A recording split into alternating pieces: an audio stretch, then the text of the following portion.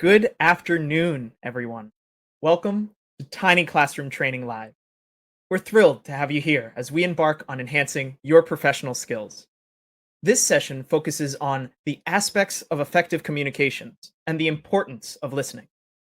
Please feel free to ask questions in the chat as Don and Artie will be answering some as we move along. Let me pass the microphone to our esteemed coaches who will guide us through today's session. Artie and Don, the floor is yours. Thanks, Thank you. Juan. Good morning. Good morning. Hi, Don. What are we talking about today? Well, we're talking about a pretty common subject, which is often not really well understood. So we're going to talk about effective communications just very briefly and the importance of listening. Funny that you have to match those two things up, don't you, Hardy? It's funny. When people think of communications, they think of talking. That's the first thing. And a lot of us just stop right there, because we love to talk. We can't walk by a mirror that we don't stop and talk some more.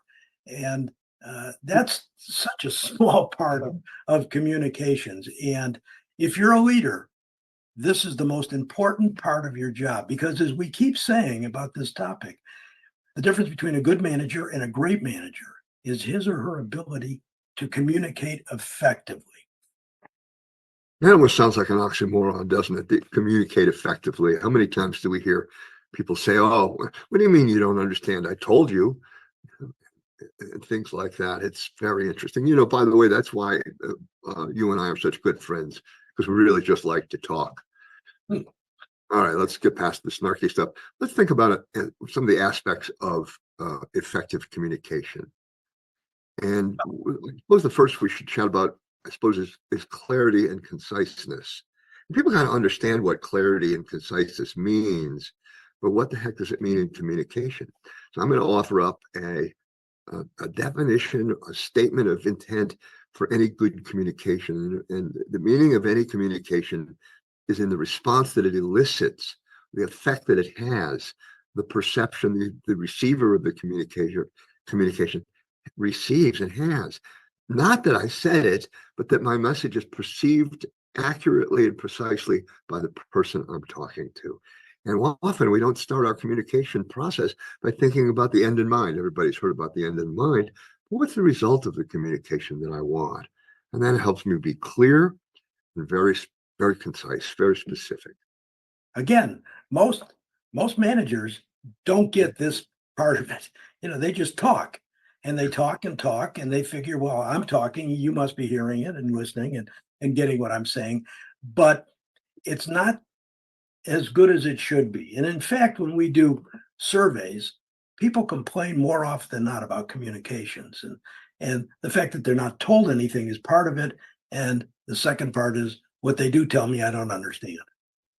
That's very, very, that's so common. And embedded in all that, we need empathy and we need understanding. So if I'm going to communicate with another individual or a lot of individuals, I need to care about the meaning of the communication. I have to have their well-being, their need, their perception in mind, and understanding of the situation that the other person or their persons are in, what they're experiencing, if I want to communicate effectively into that group of people or just into that one individual. What about nonverbal communication, Artie? What do you think? Nonverbal communication. I was in the gaming business, and we used to always be talking to our dealers who were standing at a table like this. Nobody's going to walk up to you when you got your arms crossed and your lips crossed. And nonverbal communications is about your body language. It's about the look you're giving people. And if you're not aware of that, and again, getting back to understanding and awareness, if you're not aware that the vibes that you're getting off are putting people off, then the communication is not even going to get started. Well, that's absolutely right. I remember the first time I went into a casino with you, we walked down the row of dealers and everybody was standing like you just did. And I looked at you and I said, why in the heck would anybody go to that table? Person looked threatening.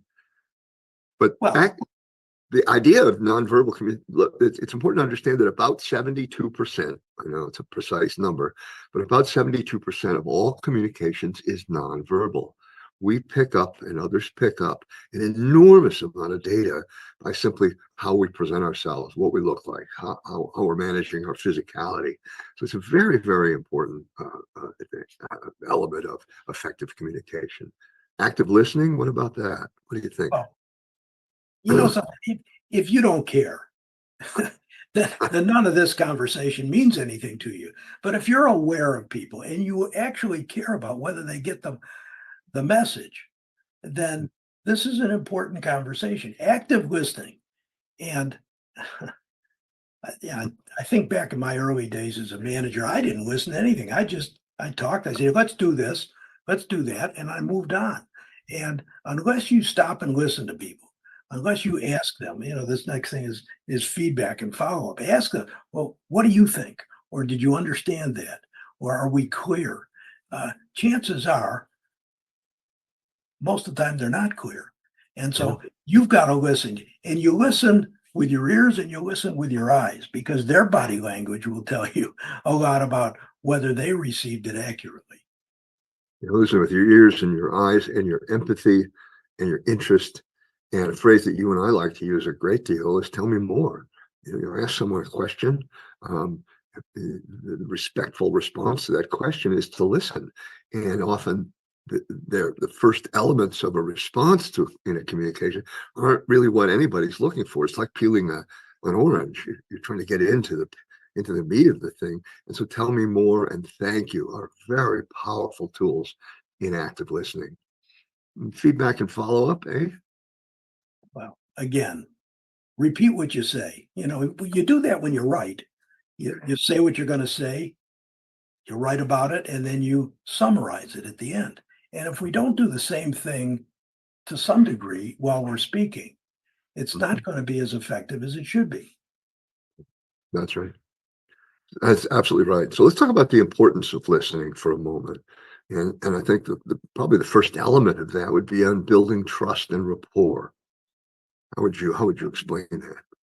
Well, if you don't listen to people and what they have to say, they're not going to respect you. They're not going to trust you. But it is so easy to stop and listen. Doesn't take much time, doesn't take a lot of skill.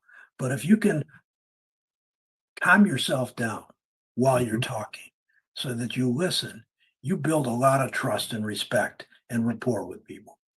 That's right. And in a deeper conversation about this, we would talk about the meaning of body language and how that can be effectively part of building rapport and trust in a communication. Like this, like you were folding your arms a minute ago while somebody's talking to you, you're not building trust or rapport. But if you're open and interested and your hands are out there and your body is positive, they're going to facilitate that. And that helps us in understanding, enhancing understanding a bit, doesn't it? And that's where we ask a good question and we say, "Tell me more, please. Is this what you're implying? Is this what you're trying to say to me? I want to really understand, and thank you." So the enhancement of understanding is really almost a ping pong game process, isn't it? Of back and forth until we both understand what the issue is, or what the answer is, or what the problem is. Very important. Well, it starts with, do you even care? Yeah. A lot of people, when they're talking, they don't care what somebody else thinks. They don't care what they may or may not have heard. They're the boss, and they're going to tell you what to do, and they're going to walk away. And if you want to do that, you're not going to be successful. And until you stop and look back and listen and ask that "tell me more" kind of question, you may miss this big aspect of communication. And if you do, you won't be very successful. And people often wonder why they get overlooked. It has a great deal to do with their communication abilities. It absolutely does, and that leads us to sort of problem solving. So a great deal of communication is about perhaps a mutually held problem to solve. How many times have you and I walked in a room or worked as negotiators in that process and seen people just waiting for, not listening, but waiting to talk, their whole priority in the conversation was for them to talk and not listen. And it ends up what do they call it in rugby, a scrum. Everybody's muddy and chasing each other, and nothing much is happening. You have to be very careful about some of this stuff. Much communication is about problem solving, whether it's your 5-year-old, your spouse, or people or folks at work that you work with. A lot of communication is really, here's what's going on. What do you think? How should we deal with this? And so we have to remember that as we're in the midst of this communication process. And do you think that good communication improves relationships, Ernie? And it absolutely does, because if you don't listen to people, they're not going to like you, they're not going to respect you or trust you, and they'll have no relationship with you. Talking about problem solving, Don, 2 heads are better than 1 all the time. And that requires you to communicate effectively, to listen effectively, to interact effectively. If you don't do those things, you won't solve problems or build relationships. So there are strategies for effective listening, things that you should do or not do. And the first is put this down. Don't walk around with one of these when you're talking to somebody, or don't start looking at this when you're talking to somebody or they're talking to you. If you're listening to them with one ear and looking like this, the distractions are going to ruin that discussion and you're not going to get much out of it. You and I travel a lot, and I was in an airport recently and having a little lunch waiting for my plane, and there was a table, this sort of stand-up table with 5 professional folks sitting at the table, and they were all looking at their cell phones. It was amazing. I never saw them say a word to each other, and yet they're having lunch, traveling together, and they were looking at their cell phones. And it turns out they were texting each other. Yeah. But, texting is the same thing as asking more. Tell me more. That's what you're doing in texting. And so you just have to learn to convert that over to the verbal communication and the listening skills. And if you can put the phone down, you can learn a whole lot more quickly and more directly. That's absolutely right. And that leads us into sort of practicing empathy. And that's an interesting notion, isn't it? How do I practice empathy?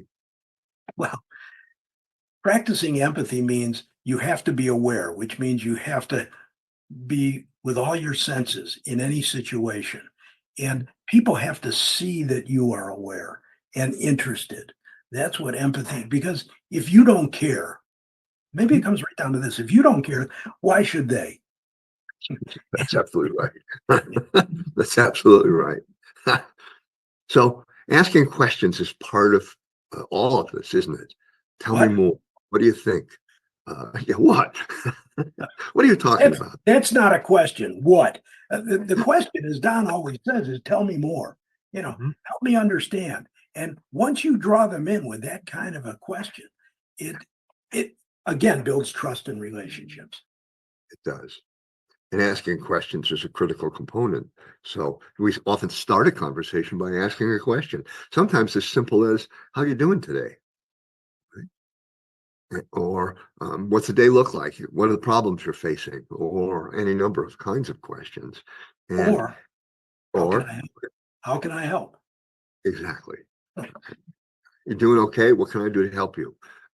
All of those things are questions, but they're practiced best with empathy, with good listening, and so on.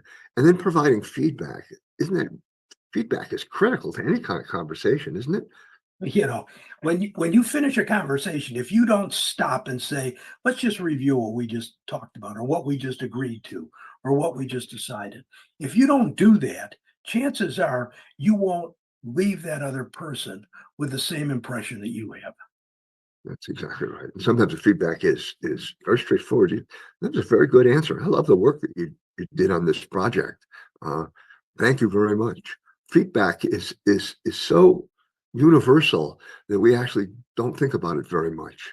Something as simple as if your spouse actually made dinner for you tonight, feedback is, wow, this is really good. This is really good, and thank you for doing it. Or. Well, is not. No, it's not. Just remember, just because you say doesn't mean anything, and it No. certainly won't be understood. No. And usually when you say you're thinking about your cell phone or what you're going to have for lunch. So absolutely. So let's recap a little bit. What are some of the we've just covered some really pretty cool things.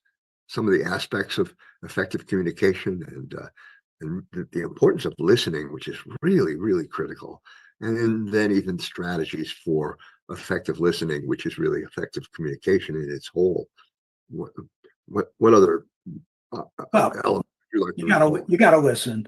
You gotta have good body language. You gotta engage and care about what the other person is saying and the process of this communication. If you're not engaged in it and you don't care, it's not going to go very far.